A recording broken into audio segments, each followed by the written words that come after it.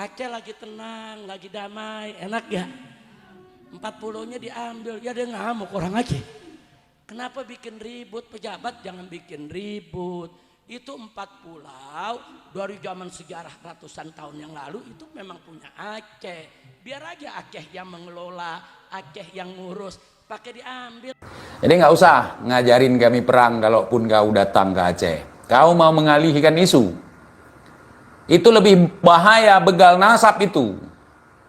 Begal nasab lebih berbahaya daripada maling pulau. Untung ada rijik, makanya pulau di Aceh dikembalikan.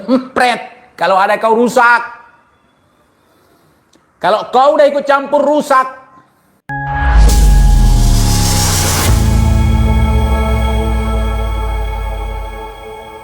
Katanya si Rijik mau ke Aceh gitu. Jadi gini, Aceh ini bukan punya datuk saya dan juga bukan punya emak saya. Kebiasaan kita di Aceh, siapapun mau datang kemari ya nggak masalah. Nah, cuman jangan provokasi, jangan ajari kami soal perang, Jik. Nah, lu punya musuh yang namanya Jokowi, jangan lu permasalahkan, jangan lu libat-libatkan kami. Nah, sekarang persoalan di Aceh, orang lagi bersih tegang terkait masalah 4 pulau di Aceh yang diklaim sebagai wilayah Sumatera Utara. Nah, dan itu bukan sesuatu yang wow bagi kita. Nah, tetapi itu sangat disayangkan sekali. Kenapa ada klaim sesama, katanya kan Aceh masih Indonesia gitu. Nah, sesama wilayah Indonesia gitu. Sementara pulau lain bisa diklaim oleh negara lain, kenapa nggak panas ya? Jadi nggak usah ngajarin kami perang kalaupun kau datang ke Aceh. Kau mau mengalihkan isu. Itu lebih bahaya begal nasab itu. Begal nasab lebih berbahaya daripada maling pulau. Atau sama-sama berbahaya. TIJ sudah paham cara-cara kau dalam pansos. Kau udah punya organisasi yang dirungkatkan oleh Jokowi, kau dendam kali sama Jokowi misalnya, ya kan? Itu memang cara kau. Dimana ada isu yang lagi viral, kau nimbrung ke situ. Padahal lagi viral itu masalah nasab kau. Pura-pura nggak tahu kau. Kenapa kau nggak nimbrung masalah nasab kau sampai sekarang? Dulu pernah sebentar, cuman panas saja mau nunjukin muka gosong gitu. Muka nggak tahu malu gitu. Kenapa sekarang pansosnya ke persoalan yang terjadi di Aceh? Boleh. Kita butuh dukungan dari antum-antum semua. Tapi jangan klaim kalau antum itu sebagai pahlawan. Kita di sini bukan nyari pahlawan. Kita di sini lagi nyari kebenaran, keadilan. Supaya setiap jengkal tanah Aceh ini jangan diklaim oleh orang lain sesuka hati. Hanya karena banyak kandungan migas di dalamnya. Atau tidak ada apapun di dalamnya, nggak apa-apa. Gitu. Gimana kira-kira? Kata Kibin, Aceh kan daerah miskin gitu. Daerah miskin kok diperebutkan? Kenapa nggak diperebutkan Tarim aja? Yang ada emas yang turun dari langit. Yang ada hujan susunya turun dari langit.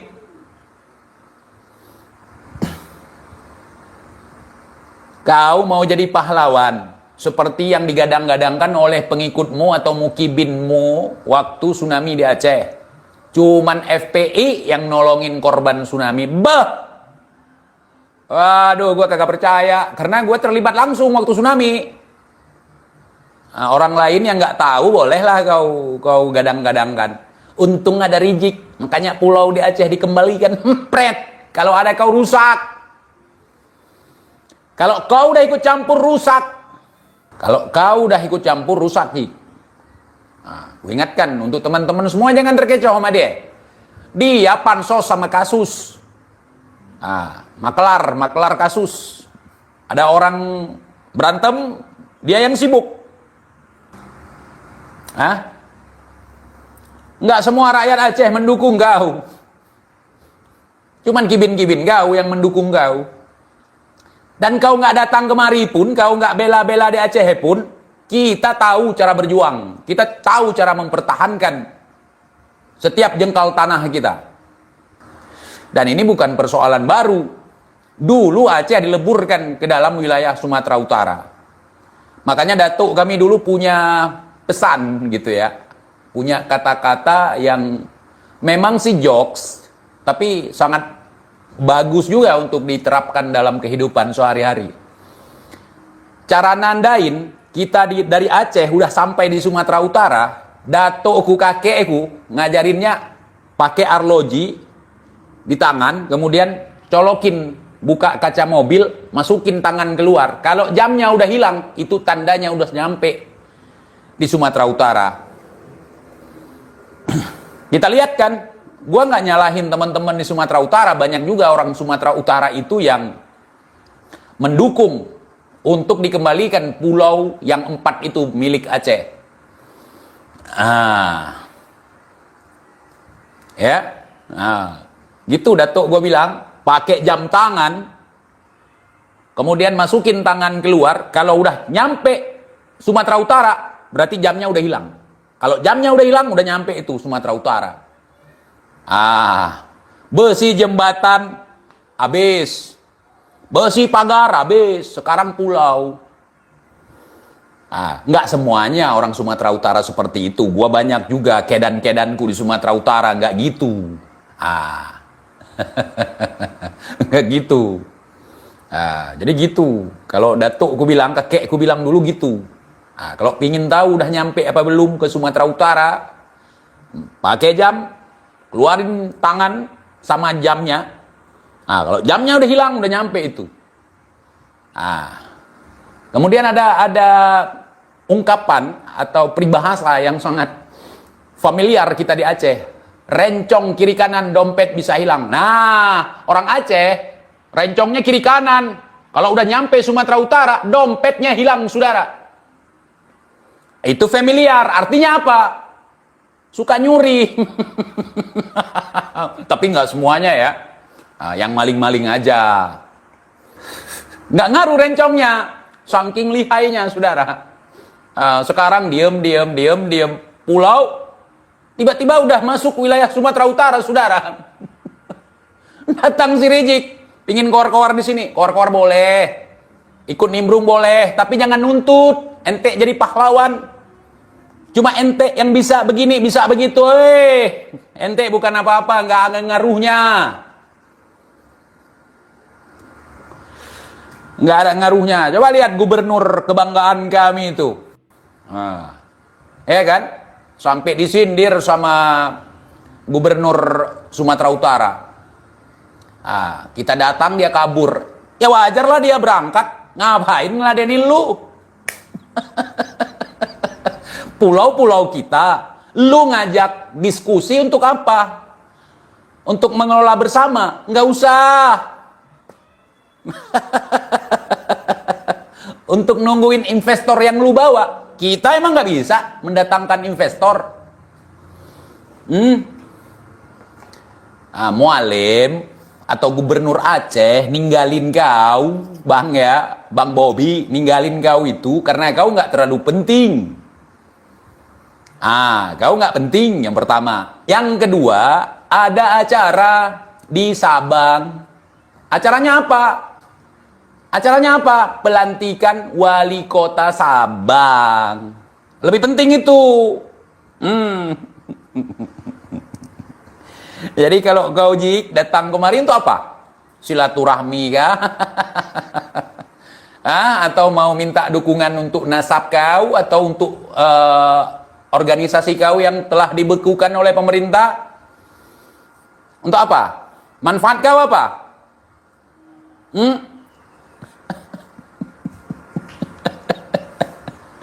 Aduh. Penyok. Gua kepret masuk kuburan ente. Ente ngurus masalah nasab ente. Begal nasab ngaku mau jadi pahlawan atas maling pulau, 4 pulau di Aceh. Gak usah. Mau ente dukung nggak apa-apa, mau ente nggak dukung apa nggak ngaruh. Kita punya cara sendiri dalam menyelesaikan persoalan ini. Tentunya dengan cara baik ataupun dengan cara tidak baik. Bukan orang koar-koar di sini. Saya dulu mantan pimpinan perang, saya dulu pernah perang, bukan cerita, kita nggak butuh. Datuk saya dulu berperang, nggak usah cerita sama orang Aceh tuh, malu. Kalau kau nggak punya malu ya silahkan. Assalamualaikum warahmatullahi wabarakatuh. Selamat siang teman-teman. Mengenai polemik 4 pulau yang saat ini sedang ramai diperbincangkan di media-media. Sebenarnya awal mula terjadinya polemik ini seperti apa? Ketika saya membaca berita, ada pernyataan dari Bapak Yusuf Kala tentang adanya perjanjian Helsinki dan juga Undang-Undang tahun 1956. Seharusnya kalau memang ada perjanjian, kemudian ada undang-undang, tentu kita harus patuh, ya. Baik masyarakat, gubernur, juga negara harus patuh terhadap undang-undang dan perjanjian-perjanjian tersebut. Karena undang-undang dan perjanjian itu sifatnya mengikat. Jadi tidak boleh ada yang melanggar dari ketentuan yang sudah tertuang di dalam undang-undang. Kalau memang ada ditulis di undang-undang atau perjanjian tersebut seperti yang dikatakan oleh Bapak Yusuf Kala.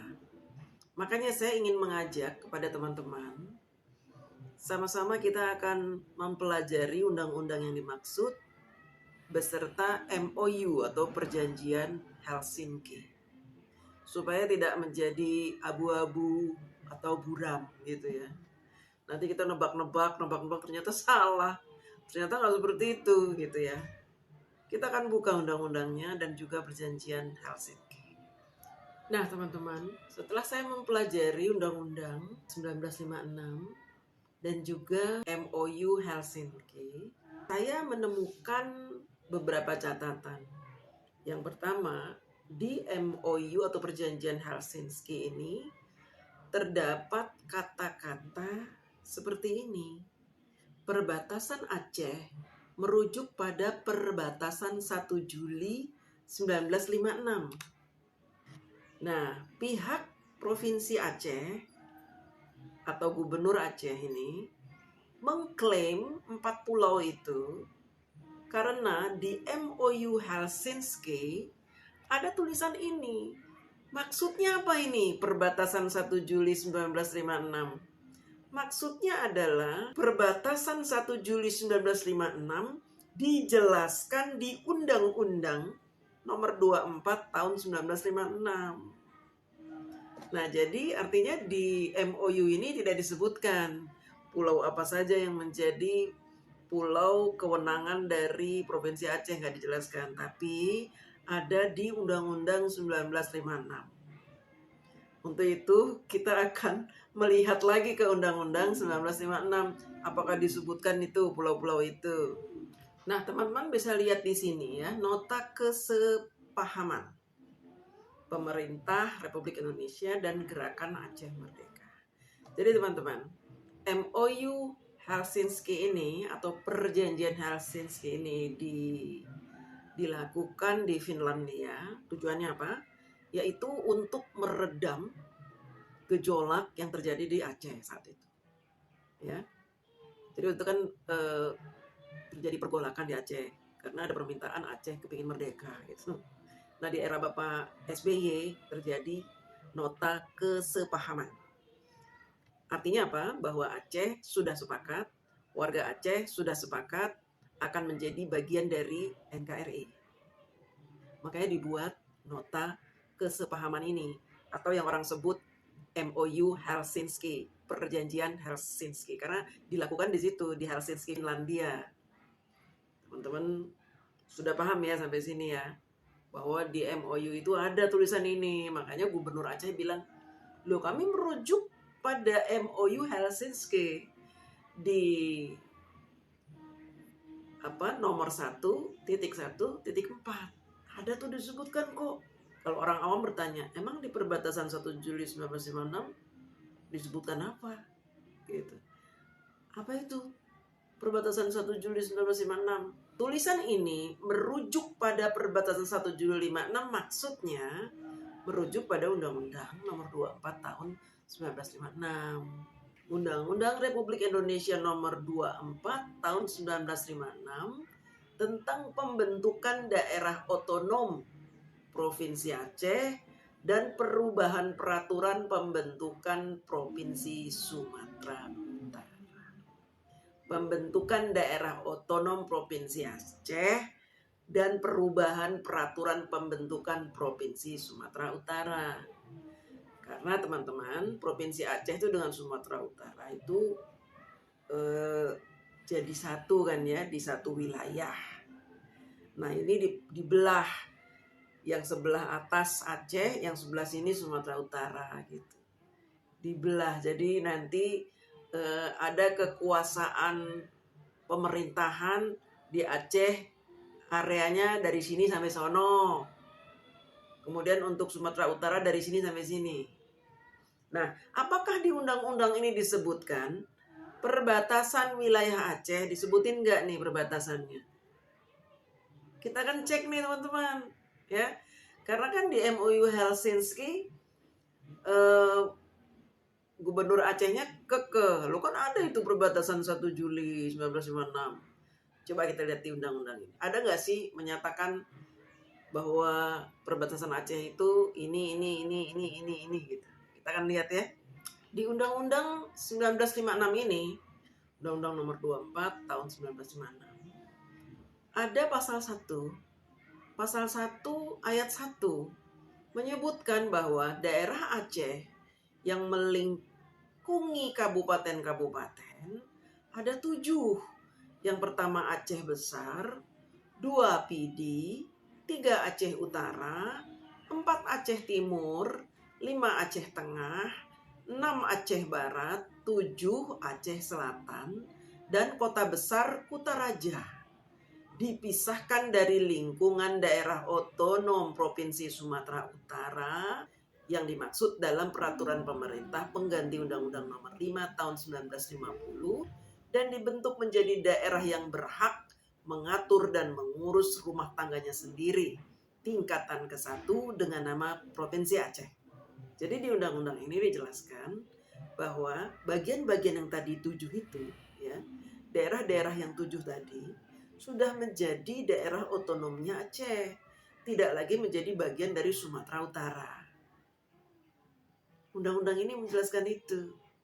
Apakah di undang-undang ini juga disebutkan pulau-pulau yang 4 tadi? Saya sudah cek teman-teman, tidak ada disebutkan pulau-pulau tersebut.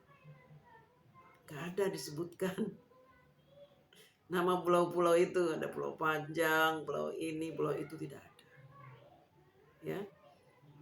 Artinya apa teman-teman? Artinya memang polemik ini timbul karena persepsi yang berbeda-beda yang muncul dari undang-undang yang ada. Ya, undang-undang yang ada tidak secara rinci menyebutkan pulau-pulau yang menjadi bagian dari Aceh atau pulau-pulau yang menjadi bagian dari Sumatera Utara, tidak disebutkan. Hanya disebutkan bahwa saat ini di tahun 56 itu ya, bahwa saat ini Provinsi Aceh itu terdiri dari tadi 7 kabupaten. Sumatera Utara ini gitu, dipisahkan tuh. Dipisahkan. Sekarang lu punya otonom sendiri, Sumatera Utara. Lu jangan ngutak-ngatik yang ono. Yang ono itu Aceh. Makanya dibuatlah undang-undang pemisahan wilayah antara Sumatera Utara dengan Provinsi Aceh. Teman-teman udah paham belum? Mudah-mudahan sudah ya. Nah, masalahnya adalah di Undang-Undang Nomor 24 Tahun 56 ini tidak disebutkan pulau-pulaunya.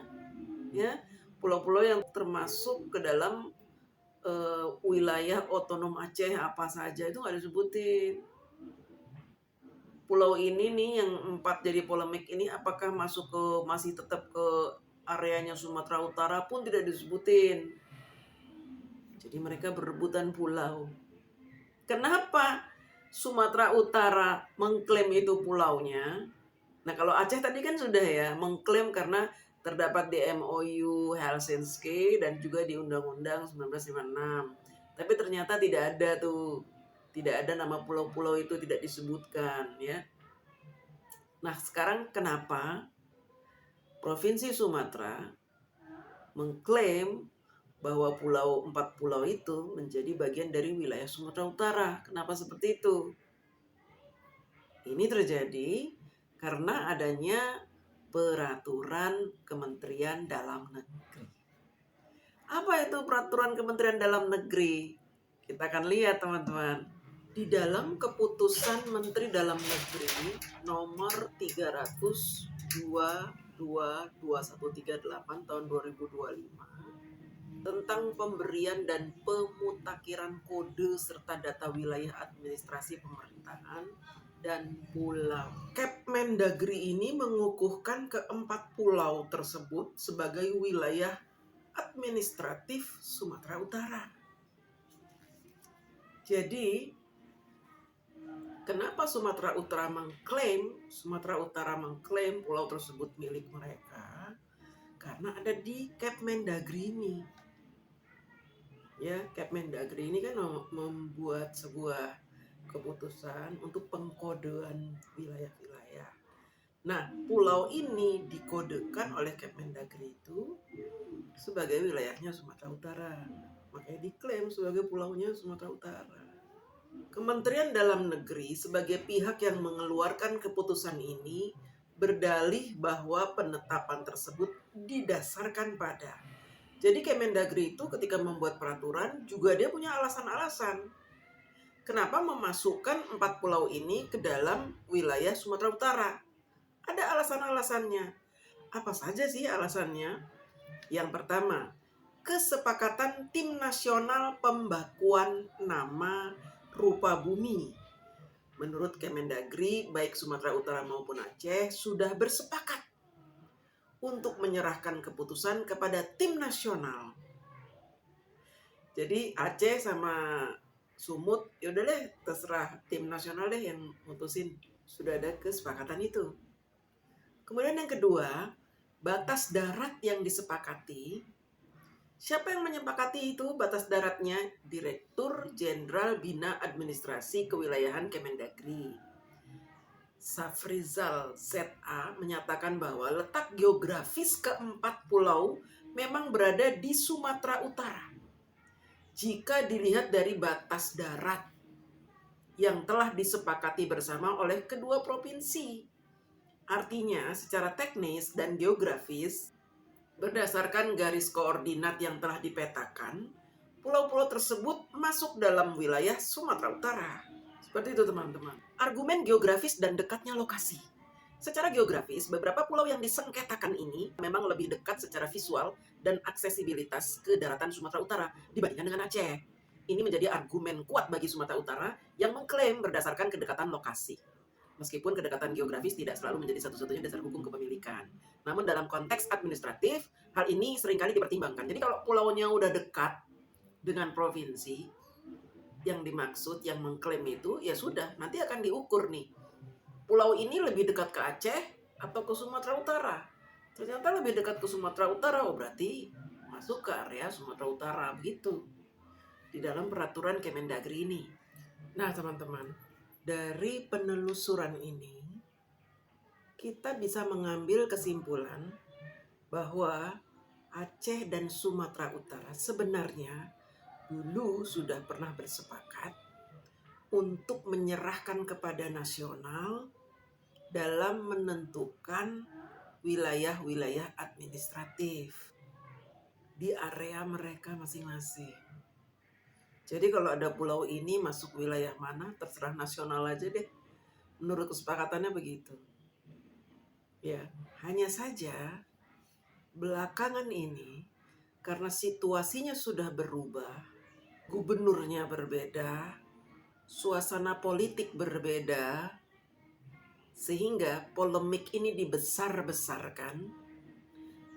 Selain itu, ada juga orang yang ingin mengambil keuntungan dari polemik ini. Maka polemik ini menjadi masalah yang cukup serius bagi negara kita. Sampai-sampai Bapak Prabowo harus turun tangan menengahi masalah ini. Nah, keputusannya apakah pulau ini masuk area Aceh atau Sumatera Utara nanti akan kita dengarkan langsung dari Bapak Prabowo Subianto minggu-minggu ini. Ya, mungkin masih dibahas, masih dibicarakan, masih didiskusikan dengan beberapa pihak pemerintah pusat, Kemendagri, kemudian pemerintah daerah Provinsi Aceh, Sumatera Utara, dan juga beberapa pihak. Kemungkinan DPR juga akan ikut berdiskusi, DPRD Aceh dan DPRD Sumatera Utara. Biasanya seperti itu, teman-teman. Masalahnya sebenarnya ini bisa diselesaikan secara baik-baik gitu ya. Dan nanti akan diputuskan dengan cara musyawarah dan mufakat. Hanya saja memang ada pihak-pihak tertentu yang menginginkan masalah ini menjadi besar dan menjadi konflik antar provinsi. Apalagi gubernur yang saat ini bertanggung jawab di area Sumatera Utara adalah menantunya Bapak Jokowi. Tentu ini akan menjadi peluru-peluru kebencian yang bisa dilontarkan di masa politik yang sedang semrawut begini, ya, di mana berita hoax, berita disinformasi, fitnah, kebencian ini lagi marak-maraknya. Jadi setiap ada berita yang seharusnya tidak besar bisa dibesar-besarkan. Dan ini berita ini cukup membuat kita kesal juga ya dengan reaksi-reaksi orang-orang teman saudara-saudara kita yang ada di Aceh itu yang memang sangat keterlaluan. Ketika ada seorang warga Aceh yang mengucapkan kata-kata yang tidak pantas kepada Bapak Bobi, kepada Pak Jokowi, kepada Mbak Kahiyang, ini lumayan membuat kita juga emosi. Sebagai pendukung Bapak Jokowi, emosi sekali saya ini mendengarkan kata-kata orang Aceh ini ya. Tapi kan tetap kita harus menanggapinya dengan kepala dingin. Jangan sampai ini menjadi perpecahan negara kesatuan Republik Indonesia. Tapi saya meminta kepada pihak yang berwajib, pihak yang berwenang untuk menangkap pemuda Aceh ini. Karena dia bisa dikategorikan sebagai seorang provokator. Provokator yang sengaja mendokumentasikan caci makinya itu untuk menyulut kemarahan orang lain. Menyulut kemarahan pendukung Bapak Jokowi. Yang mungkin dia berharap jika kita ini marah pendukung Bapak Jokowi, maka akan terjadi konflik besar di negara kita ini. Tapi kita bersyukur bahwa pendukung Pak Jokowi itu tidak ada yang anarki. Tidak ada yang menjawab kebencian dengan emosi yang menggunakan fisik, itu tidak ada. Kalau pihak mereka iya, mereka ini tukang ngancam, tukang persekusi, tukang intimidasi, tukang teror. Bahkan akun kita aja dimatikan oleh mereka beramai-ramai. Kubu mereka ini FPI, HTI, dan orang-orang yang menggunakan agama untuk berpolitik gitu. Pendukung sebelah ini emosinya tinggi. Bahkan mereka senang menggunakan fisik gitu. Kalau pendukung Pak Jokowi ini orangnya santai gitu ya. Walaupun emosi kita tetap bernarasi dengan santun. Kita tidak mau menimbulkan kemarahan antar kedua belah pihak. Dalam menanggapi polemik 4 pulau ini, kita serahkan sepenuhnya kepada pemerintah. Kita harus percaya bahwa Bapak Prabowo bisa mengatasi ini dengan baik. Demikian teman-teman.